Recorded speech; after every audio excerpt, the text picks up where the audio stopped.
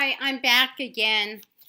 I'll be reading chapter two of the book Star Trek, Starfleet Academy, number 1, Crisis on Vulcan. Chapter 2. The cloud streaked turquoise sky, the level plain, the misty, distant blue volcanoes of Marath shimmered away, and a moment later a dim, cool cubicle shimmered into existence. Sarek stepped down from the transport platform, and Spock followed him.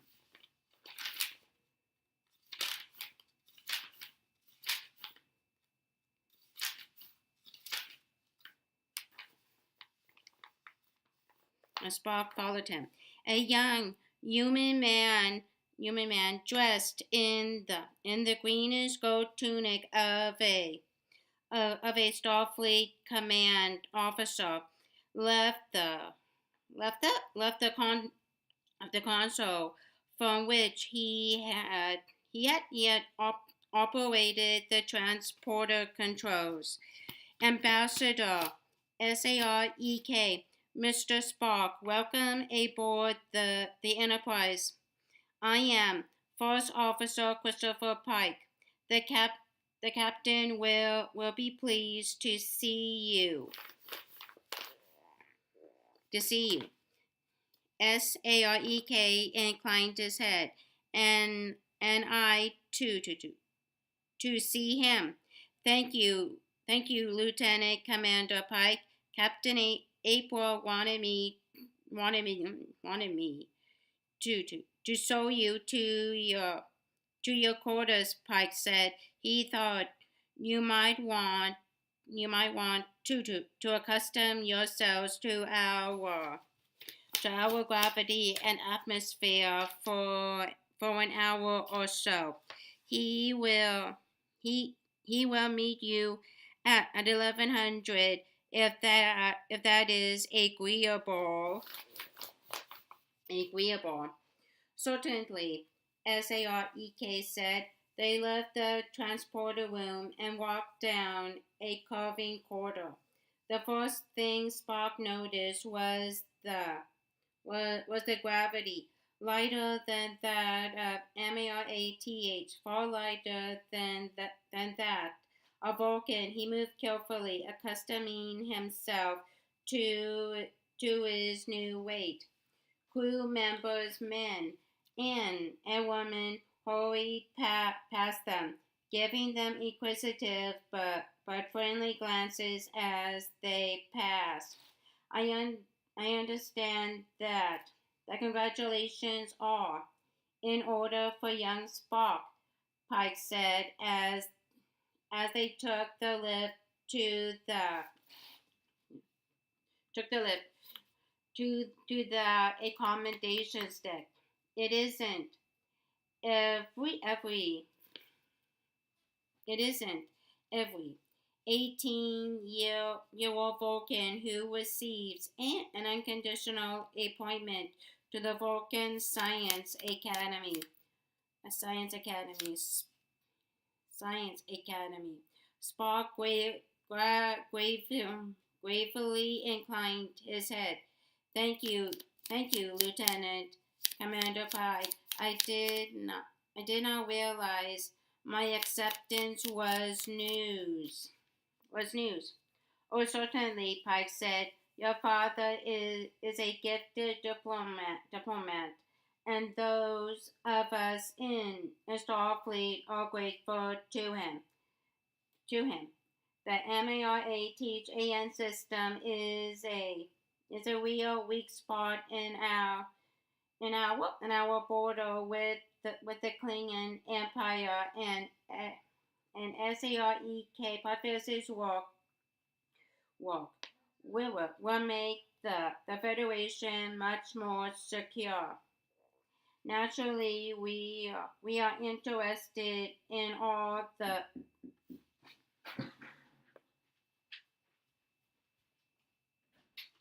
plastic piece at 510. Oh, okay. You gonna go? Yeah.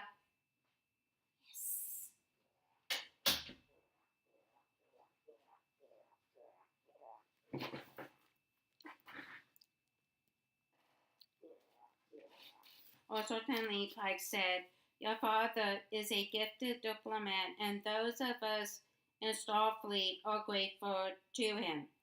The MARA Teach AN system is a real weak spot in our border with the Klingon Empire, and SAREK Practices work will make the Federation much more secure. Naturally, we are into we are interested in all the news about him and in his son. You must be excited about attending the Science Academy." No, no, Spock said honestly. I I am I am I am gratified but not excited. Of course, Pike said with a grin. Excitement is a human emotion. I forgot for a second.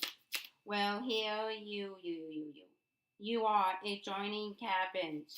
Your luggage has already been been brought here. I'm afraid it's a little plane, but the Enterprise has been but the Enterprise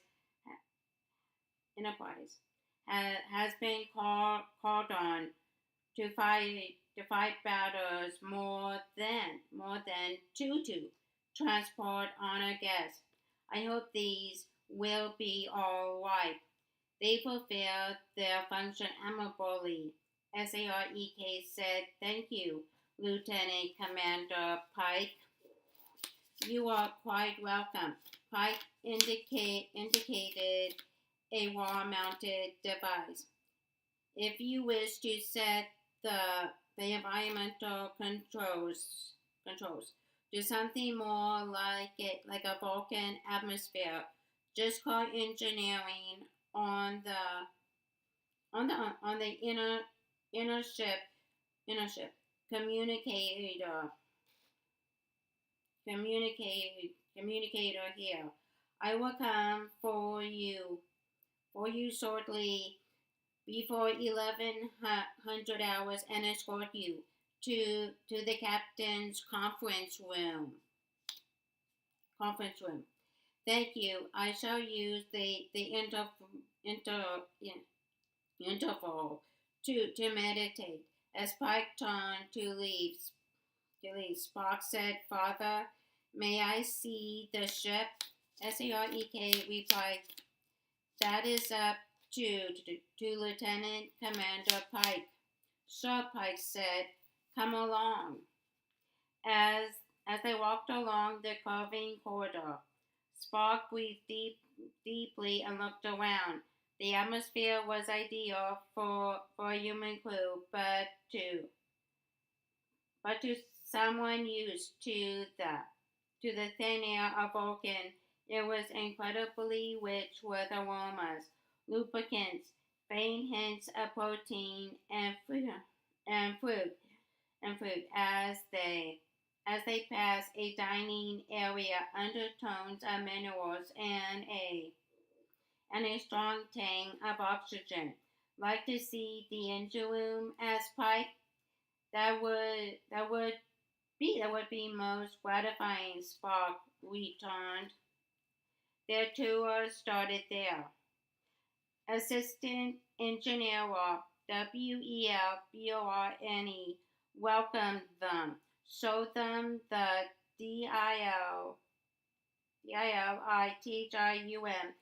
containment chambers, the reactor coils, and the power controls, and explained about COCHRANE warp generators. Spock listened politely. Number one's indicating that he knew uh, that he knew. Number one's indicating that he knew all about these were the elementary processes.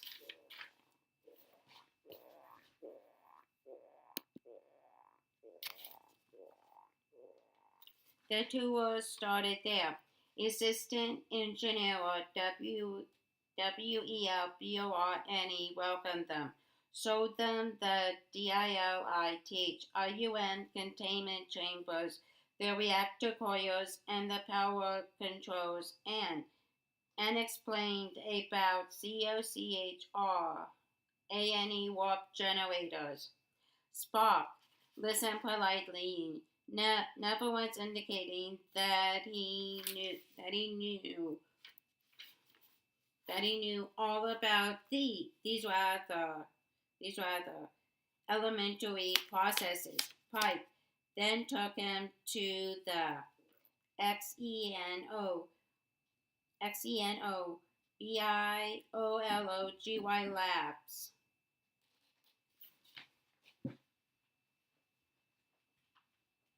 Leave it at 4:45. Okay.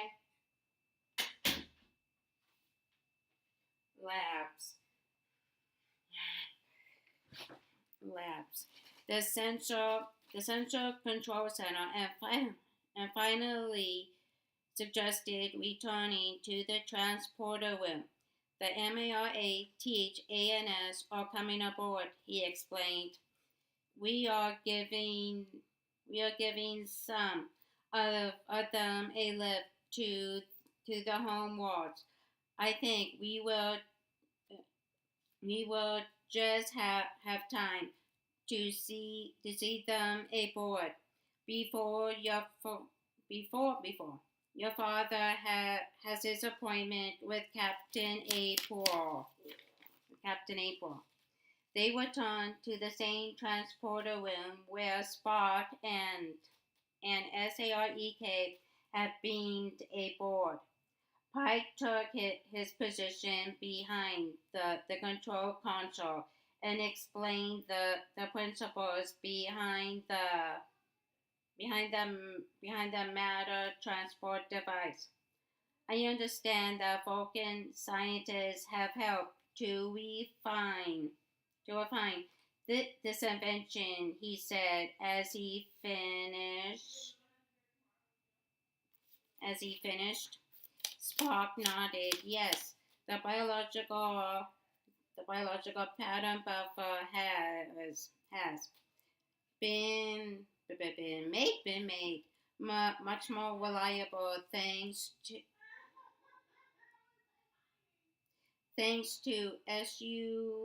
SUNOK of Vulcan. Prior to his invention, the transporter was only 99.9992% accurate in transporting living subjects. Thanks to SUNOK Prophecies in, in, incorporation of incorporation of Vulcan uncertainty physics. It is now virtually impossible for the device to malfunction from a purely physical perspective. I mean, there was always human error. Hey, laughed Pike. Spock gave him an inquisitive look. Forgive me. Of course, I should have said operator error. The species of the operator is immaterial to the point. It was thoughtless of me. No offense taken, Pike said. At that moment, the intercom came to life. Enterprise, the MARATHAN delegates are ready. to come aboard. 24 to beam up. To beam up. We will take them in groups of 6, Pike responded. First group, stand by. He adjusted the controls, energizing. Spock watched as bands of MARATHANS came twinkling into existence on the transporter pad. CHA was in the third group, and he made his way over as soon as he stepped off the pad. Hello, Spock. His voice was low, guarded. Hello, CHA. Well, CHA said with a nervous smile, at least you will get to see my home. My home. I look forward to that. Crew members had come to show the MARATHANS to their quarters. They were a silent group, and Spock realized that something was not right. Was not right. None of them looked around at the starship or its crew. None showed the least interest in their surroundings. And except for CHA, no one spoke. No one spoke. As for CHA, he muttered quick, meaningless observations. Meaningless observations. Very warm air, isn't it? Wonder where that goes. That goes. That goes. That called for no response. In a low voice, Spock said, "Forgive me, CHA, but what is wrong?" CHA gave him a quick glance. His iridescent hair glittering electric blue, magenta yellow. Wrong? I don't know what you mean, Spock. You don't seem yourself. You don't seem yourself. CHA. It was the loud voice of KAROS. MARSANTOR. CHA Patrice's father come. Here are our quarters. CHA hurried away, not even looking back. The door hissed open. The MARATHAN father and son entered their quarters, and the door closed again. We just have time to escort your father to the captain's conference room, Pike said. Spock followed him, still wondering about the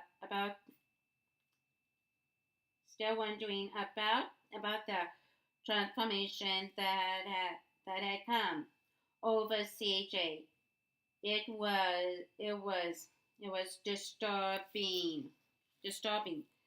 Pike led SAREK and Spock to the conference room, where the tall, craggy Captain Robert April welcomed them with a smile. He turned to Pike and said, Lieutenant Commander, report to the bridge and take us out of orbit. Set a course for GANDAR, standard impulse.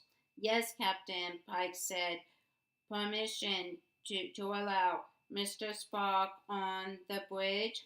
Captain April raised his eyebrows. Granted. Enjoy yourself, Mr. Spock.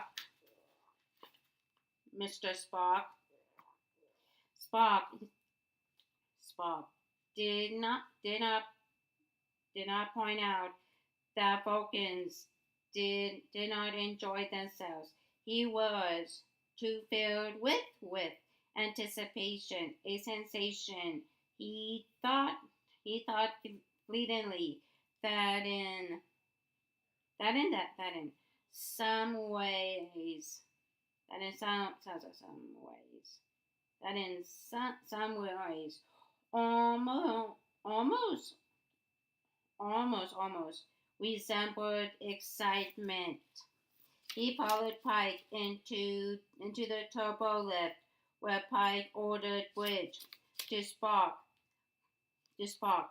Pike added, "Don't don't expect any." Pike into the turbo lift, where Pike ordered Bridge to spark. Pike added, "Don't expect anything spectacular. You won't even feel anything when we leave orbit, although you will get a good view of MARATH from where we are. From where we are." "I understand," Spock said.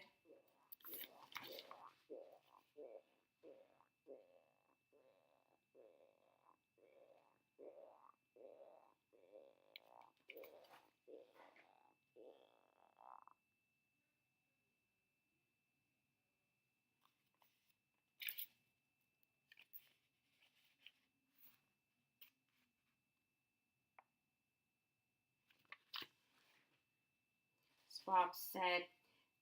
They stepped from the lift onto the bridge. Spock quickly took it all in. A large circular room, the full wall dominated by an enormous view screen. At the moment, the green, blue, purple, and white street world of MARATH rotated there huge in the view screen with a clear band of twilight separating the night side from the day side. That, of course, was the effect of the binary sun. The binary sun. "Mr. BANN, I'm here to take us out of orbit," said Pike. The helmsman, a completely bald young man, glanced over his shoulder. "Aye, sir." Pike settled into the captain's seat. "We have a visitor on the bridge," he announced. "This is Mr. Spock. This is Mr. Spock." Spock, Spock. The lieutenant in the driver's seat is LEDRICKBANN. Our navigator is SELENANILES. At communications is Lieutenant Michael DARON. Our science officer is Lieutenant Richard SHEYNEY, and the grummy old man at the engineering station is Chief Engineer Powell.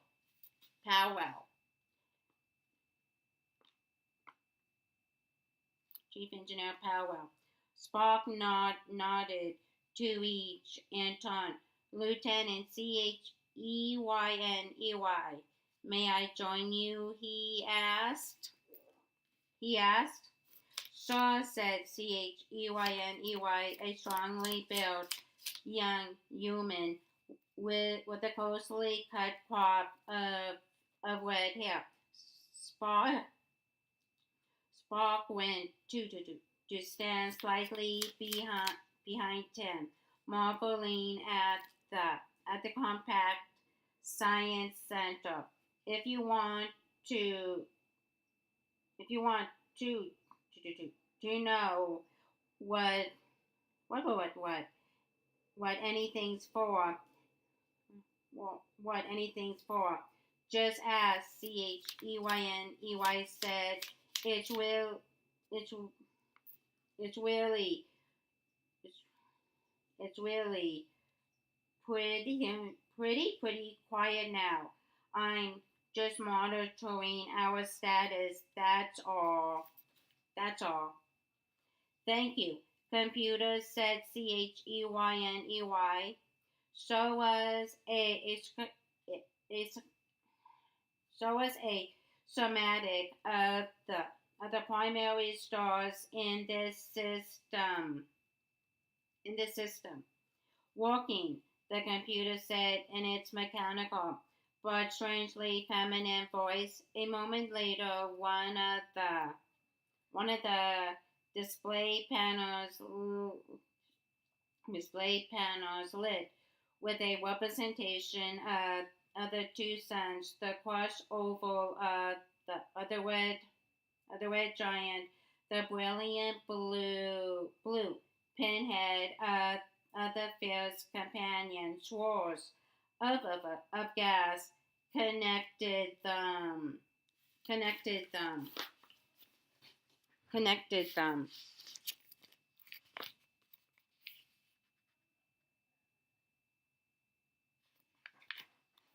Fascinating, Spock said. A binary system that has remained stable for more than 3 billion years.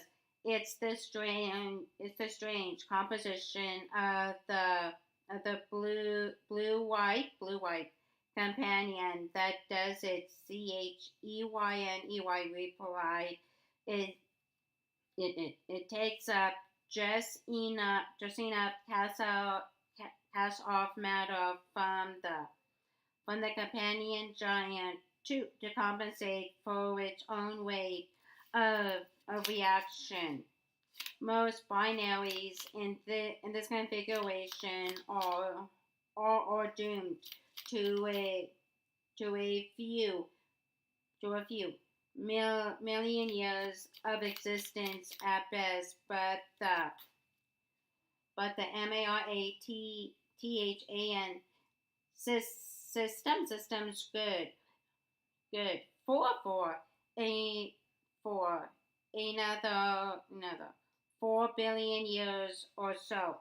4 billion 371 and 71 million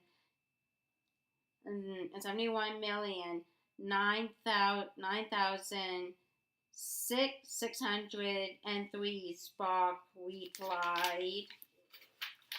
Spock replied, catching Cheyney and Professor surprised look. He added, assuming a uniform weight of matter loss. Of course. Oh, of course. Cheyney Cheyney. Oh, of course. Cheyney said with a grin. Behind them, Christopher Pike had ordered a course laden for GANDAR, the next planet out in the system. As soon as the navigation station reported the course laden, Pike ordered, "Take us out of orbit, helmsman. Ahead, ahead. Standard impulse power. Ahead, standard impulse," repeated Lieutenant BANN, and Spock turned to watch. In the view screen, MARATH sank away and out of sight. The stars wheeled as the Enterprise changed course. As the stars stabilized, a brilliant orange point of light glowed in the center of the screen. increase magnification by a factor of 10, ordered Pike. The image changed. Now, Spock saw an orange disc streaked with reds and swirled with yellows. A rounded, hung 7, no, 8 smaller discs. The principal moons of GANDAR. The other 3 moons were too small to see at this distance. Estimated arrival in 31 hours. The navigator said, very good. Maintain course and power. Spock took a deep breath. On the trip to MARATH, aboard, a severely practical Vulcan transport ship. He had seen nothing like this. Vulcan ships depended on mathematical displays, not visual representations of the universe. This way, the human way was much more fascinating. After an hour, he returned to his quarters, still mulling over what he had seen and experienced. SAREK was in the common sitting area they shared, reading from a compact book display screen. Well, he said, the crew of the ship is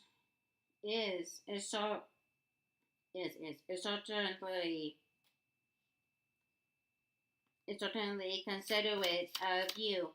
Yes, Father, Spock returned. The bridge is most interesting. SAREK set the book down, tented his fingers, and stared over them at his son. Spock, he said, a word of warning. You are still young, and you have a human side to control. Please remember that enthusiasm is an emotion. It is unseemly. Spock returned his father's gaze. SAREK ignored him, picked up his book, and began to read again. On stiff legs, Spock walked into his bedroom. The door, his scene closed behind him. He felt if he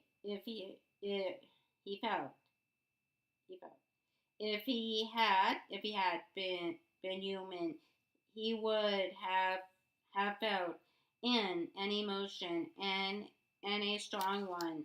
It was shame.